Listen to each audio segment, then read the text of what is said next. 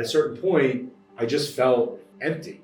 And I didn't know why. And actually, it was my agent at the time. He kind of yelled at me, and that's why I liked him. Because he's like, could you stop it with the self-pitying act? I guess I'll just do comedies forever act. You can do whatever you want. What do you want to do? And I'm like, well, who's going to hire me? Martin Scorsese? So he called me up and he said, do you want to meet with Ang Lee? I'm like, he'll never hire me. He said, shut up and read the script and just go in for the interview.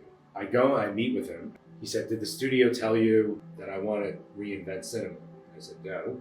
And he talked for, half an hour. And he's talking about the way we make movies, the way I make movies, and why I need to make movies a new way, and why audiences need to see movies a new way, and why. And I'm just like, to me, this was all new. So I listened, and I basically said, okay. Then we talked for like another, I don't know, it felt like a while. And he goes, okay, so here's what we're doing, basically. Like, let's get to work.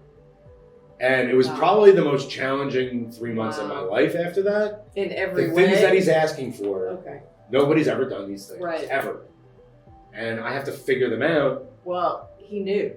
He knew. Because even you've been in comedy, but the way that your brain, you're so open and instinctively, he knew. That's what that, that's what that was. It had to have been. He said it was something about the way I looked up when he was talking. Huh. Because he's instinctive. He directs actors. He reads faces. He reads intention. It's instinctive. And he said, you were thinking about what I was talking about. Just the fact that you cared enough to actually think about it sounds like it was more than the other contestants were willing to do.